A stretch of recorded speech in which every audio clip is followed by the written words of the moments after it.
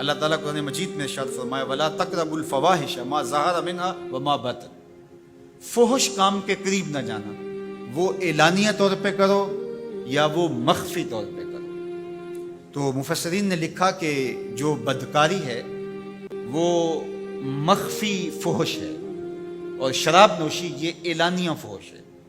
شراب نوش جو ہے وہ چھپ نہیں سکتا، بدکار بعض اوقات ایک مدت کے لیے چھپ جاتا ہے، لیکن یہ بات ذہن میں رکھیے کہ جو بدکار ہے وہ دنیا کے اوپر رسوا ضرور ہوتا ہے، اس کے چہرے کا نور چھین لیا جاتا ہے اور اس کے اوپر مصیبتیں مسلط کر دی جاتی ہیں، اور اللہ کے قہر و غضب کا شکار ہوتا ہے، اس کی دعائیں قبول نہیں ہوتی، نیک لوگوں کی دعاؤں سے اس کا حصہ نکال لیا جاتا ہے، لیکن بہرحال ایک مدت کے لیے چھپ جاتا ہے۔ لیکن شرابی اپنے جرم کو نہیں چھپا پاتا، تو کہا کہ جو مخفی جرم ہے وہ بدکاری ہے، اور جو ارشاد فرمایا قرآن نے کہ جو ظاہر جرم ہے اس سے مراد جو ہے وہ الخمر ہے، شراب ہے، اور ہر نشہ دینے والی چیز سے حرام کی حرمت آئی، کل مسکر خمر و کل خمر حرام، فرمایا ہر نشہ آور چیز شراب ہے اور ہر شراب حرام قرار دے دی گئی۔ اب یہاں بھی لوگ دلیلیں لے کے بیٹھ جاتے ہیں، میاں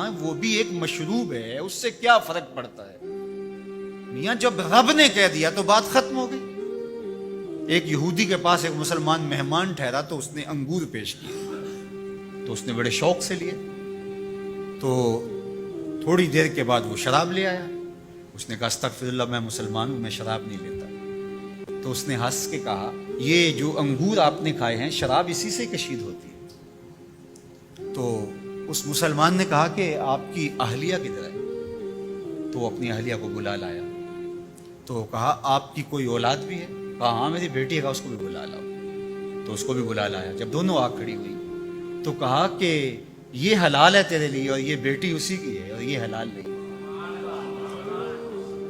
تو جب اس یہودی نے یہ بات سنی فقال اشہد ان لا الہ الا اللہ وحدہ لا شریک لہ واشہد ان محمدا عبدہ ورسولہ۔ کہا اتنی خوبصورت دلیل، اتنی خوبصورت دلیل۔ کہا انگور سے شراب نکلی ہے تو شراب حرام کیوں، انگور حلال کیوں؟ تو کہا مجھے یہ بتاؤ کہ تمہاری بیوی تمہارے لیے حلال ہے، تمہاری بیٹی تمہارے لیے حرام کیوں؟ کہا بات سمجھ میں آ گئی۔ تو میرے رب نے بعض کا تو اس کی حکمتیں ہمارے علم میں نہیں ہوتی، اور حکمت نہ جاننے کی وجہ سے ہم کہتے ہیں کہ یار یہ بات سمجھ میں نہیں آتی۔ یہی تو ہمیں بتایا گیا کہ جو سمجھ میں آئے اس کو بھی ماننا ہے، جو نہیں سمجھ میں آئے اس کو بھی ماننا ہے۔ ہم جنت کو مانتے ہیں نا، دیکھا ہے، یار رب کو مانتے ہیں، دیکھا ہے، وہ سمجھ میں آتا ہے، تو دل میں تو آتا ہے، سمجھ میں نہیں آتا، میں جان گیا بس تیری پہچان یہ۔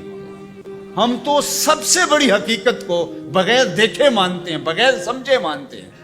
ادراک فہم کی حدود سے ورا ہے، عقل و خرد کے دائروں سے ورا ہے، لیکن اس حقیقت کو ہم مانتے ہیں تو اس کے کہے ہوئے کو کیوں نہیں مانتے؟